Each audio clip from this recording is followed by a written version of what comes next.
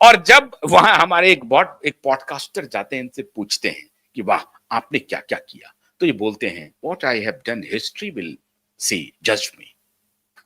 जैसे मनमोहन जी बोलते थे what I have done history will जज, what you have done history will surely जज। You have done with PHFI, Public Health Foundation of India, and now this country is almost destroying because of you, Mr. Prime Minister Manmohan Singh जी। उस पर मैं बाद में आऊंगा। कई बार आपको जब एक साथ कई मुद्दे आते हैं तो बताना पड़ता है रेफरेंस में। खैर, तो ये मनमोहन सिंह के ही जमाने में चल रहा था इनका सब कुछ। 2007-8 से ही इनका खेल शुरू हुआ। माननीय मनमोहन सिंह जी की सरकार थी, लेकिन इनका रिश्ता माननीय वसुंधरा जी से भी बड़ा अच्छा रहा। वसुंधरा जी को सेट करके पूरा राजस्थान के क्रिकेट बोर्ड में चला गया। मनमोहन डालमिया हुआ करते थे, वो इनसे बिल्कुल नाराज थे, इनके खिलाफ में थे, लेकिन ये वहां राजस्थान क्रिकेट कंट्रोल बोर्ड को अपने कब्जे में कर लिया। और फिर धीरे धीरे धीरे धीरे ये आईपीएल लीग लॉन्च किया, और फिर तो बोली लगने लगी, सट्टेबाजी बोली, क्या नहीं हुआ, वो खेल नहीं बना, वो एक ऐसी अपसंस्कृति का इन्होंने नींव डाला जिसको अब धीरे धीरे ठीक किया जा रहा है। लेकिन आज भी सट्टेबाजी का चलन चल रहा है और मिलियंस बिलियंस में लोग कमा रहे हैं। तो उन्हीं लगता है कि ललित मोदी से रिश्ता जोड़ने के लिए माननीय रिया चक्रवर्ती वाया सुष्मिता सेन कहीं विदेश दौरे पर तो नहीं है।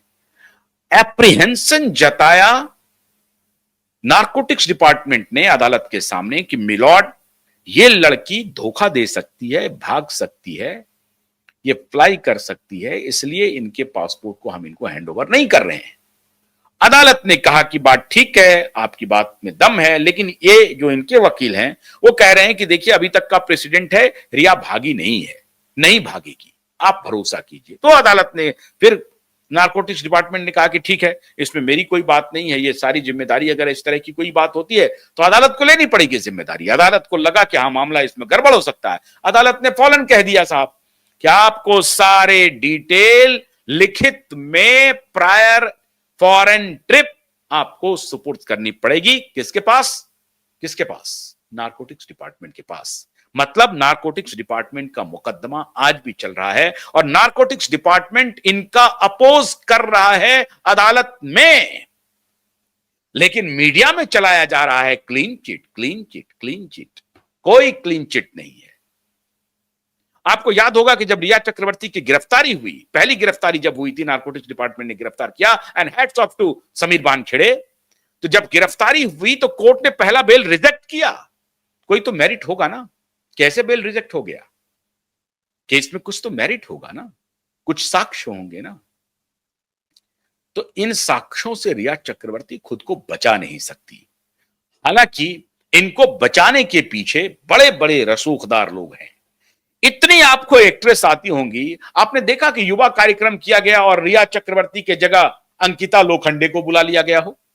अरे इनसे तो बेहतरीन एक्ट्रेस है अंकिता लोखंडे, और भी बहुत सारी अदाकारें हैं साहब जिनको आप बुला सकते हैं।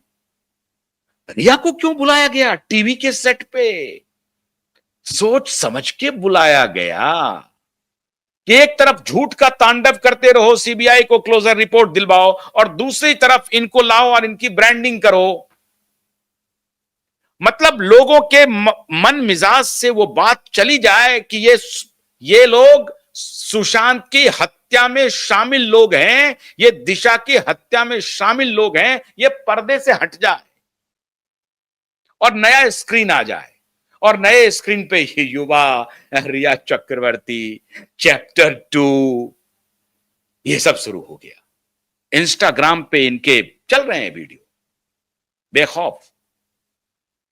लेकिन वो शख्स चला गया जो देश में एम्प्लॉयमेंट जनरेट करना चाहता था, जो देश में अपनी कंपनी बनाना चाहता था। मल्टी टैलेंटेड, ए फिजिसिस्ट, मल्टी टैलेंटेड, एक्टिंग में भी लोहा मंगवा दिया और खुद एक बड़ी कंपनी बना करके सैकड़ों लोगों के लिए शायद रोजगार का सृजन करता।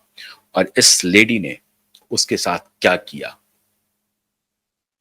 मां भगवती देख रही है और तुम्हें सजा मिलेगी रिया चक्रवर्ती, मिलेगी।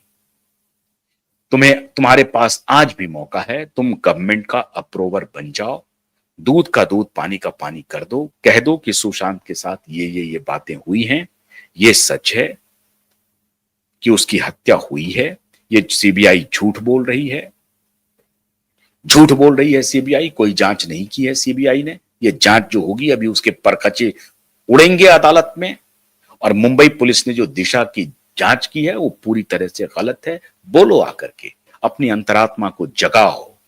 नहीं जगेगा, मुझे मालूम है, तुम लोग ऐसे जगोगे नहीं, जगाया जाएगा, जगाया जाएगा। तो जगा रहे हैं हम। अभी तो अदालत की एक फटकार लगी है, बताना पड़ेगा, और अब तुम पूरी तरह से रडार पे आ गए हो। अब आए हो ऊंट, अब आया है ऊंट पहाड़ के नीचे। अभी तक तो पासपोर्ट लेके चले जाते थे, कहां घूम रहे हो किसी को पता नहीं, यहीं तक पता था। अब नहीं चलेगा, लो जाओ पासपोर्ट, लेकिन सारा डिटेल अब तुम्हें बताना होगा। मतलब आप रडार पर हैं। रिया इज नाउ ऑन रडार। तो इसे कहते हैं अदालत का जजमेंट। उस मीडिया के रिपोर्ट पर मत जाइए, वो गुमराह करने वाली रिपोर्ट है। सच्चाई जाननी है, क्यों आपको बताएगा। ये कहीं से भी बरी नहीं हुई है, इसके ऊपर और सिकंजा कस गया है, अदालत का ही कसा है। अदालत ने ही कहा है कि ये सारी बातें आपको करनी पड़ेंगी, तभी आप जा सकते हैं। इसलिए धैर्य रखिए, युद्ध जारी है। बहुत बहुत शुक्रिया, नमस्कार।